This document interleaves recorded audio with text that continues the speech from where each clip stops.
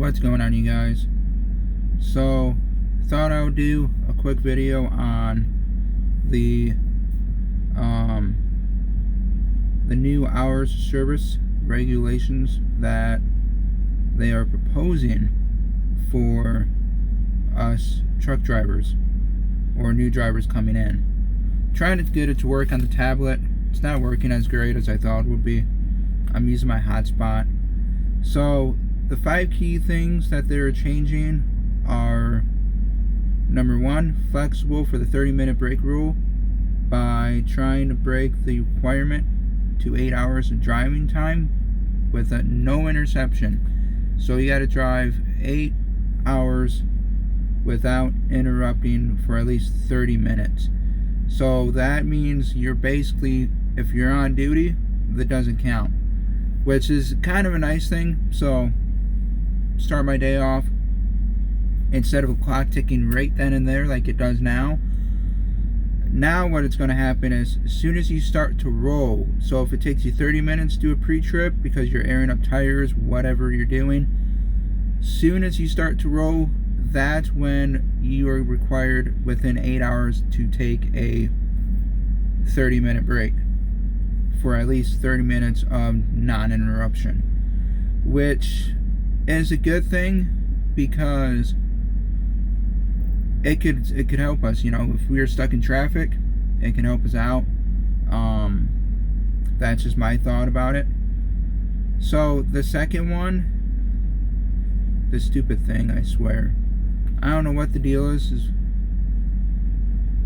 with this Zonar, because I'm trying to look it all up through here so I can do it kind of differently. So the other one is so that's the first one. Bear with me, guys. I'm having more difficult than it really looks.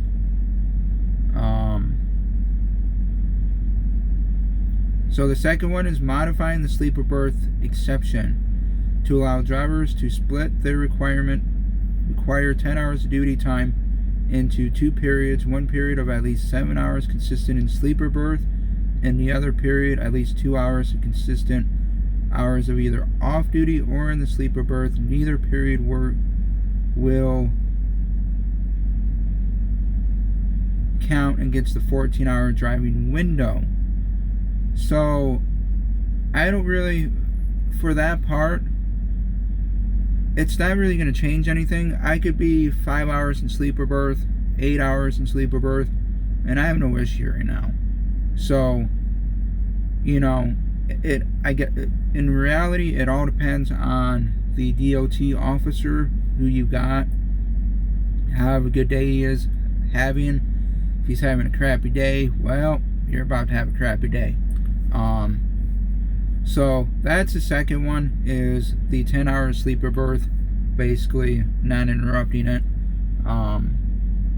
For me, there's days where I could go 8-9 hours of sleep, just straight sleeping, and there's other days where I could get 6 or 7. So the third one is allowing one off-duty break of at least 30 minutes, but not more than 3 hours, that would pause a truck driver's 14-hour driving window, provided the driver take 10 consecutive hours of off-duty at the end of the work shift. So one off-duty break at least 30 minutes. Pretty much on that, it is saying you can take a 30-minute break, but no more than 3 hours. That would pause your clock. So if I'm not mistaken, it's saying you can be 3 hours in sleeper berth and whatnot, and then it pauses your clock. For me, that's a good thing, because on the refrigerated side, we wait and wait and wait at docks. And that is going to help us out tremendously, because like tomorrow, I got to go deliver. I'm going to be there for at least 6 hours. That 3-hour window would help me fantastically to where I go pick my next load up. But because of it, I can't pick my load up tomorrow. So now they got to figure something out. So that's the third one. The fourth is modifying the revised driving condition exception by extending by 2 hours of maximum window during which driving is permitted. Basically, if you're in a snowstorm, stuff like that, it's giving you that 2-hour max window. I never really used it.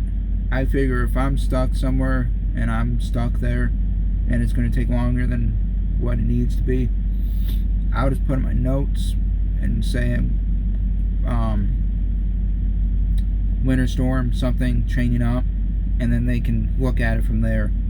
And that's what I usually do, and I usually never have an issue.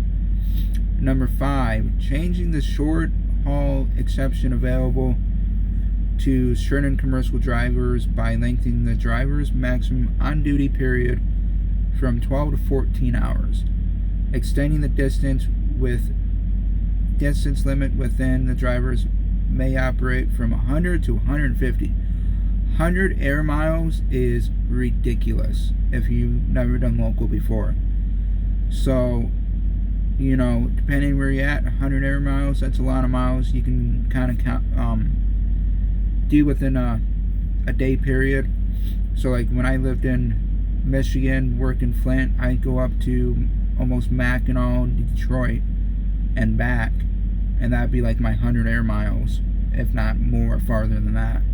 So now going to 150 air miles, they're expanding it more, which in a way it will benefit, because the little more longer miles that you do, the more it pays off, usually for local drivers. Got a Swift driver coming up. Hopefully you don't take my hood off, and because I can't afford to sit, not as much as I've been sitting lately. So proposed rules of hours of service estimated to provide $270 million in savings in the U.S. economy, which I'm not sure how they're going to do that by just the hours of service. There was some talk on doing a 30-minute break on duty, which I'm not liking. I'm one of those people that when I take a break, I like to take like an hour break, go somewhere, sit down, have a good meal. It's kind of looking through on the Fleet Owner is what it's called. You can look it all up for yourself. That's where I'm getting all my information and kind of sharing it out with you guys.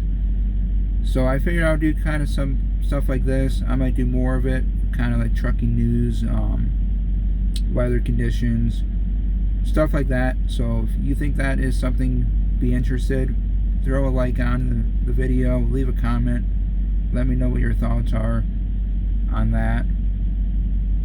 But they're also saying it's supposed to help with the shippers, the receivers, whatnot.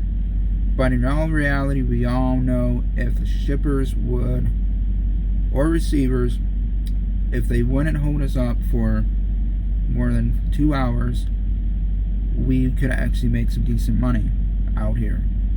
So that's really it. It's kind of all it's saying. So that's 5 changes that they're planning on proposing, and not quite sure. Hopefully by the end of the year we should know, beginning of next year we should know exactly when it all comes to play. But as soon as the end of the year hits, we all got to be on ELD, electronic logging device. And for me, it's not a big deal.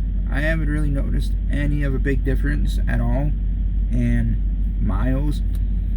Only time my miles become not that great, if you want to call it that, is when I'm sitting like this, where I'm doing a 34 when I have hours to run, a full clock, but I'm getting paid to sit. So getting paid to do a 34, getting paid to sit, can't really complain too much. It's a win-win situation for me. So that's really it. That's kind of the whole gif on the hours of service that they kept on pushing back and pushing forward, if I should say pushing forward. They kept on not sure what they wanted to do.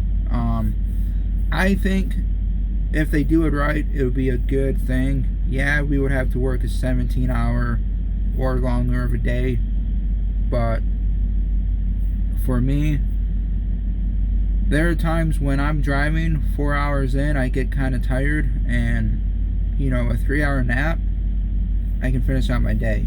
So I think it will prevent less accidents, crashes, all kinds of other stuff.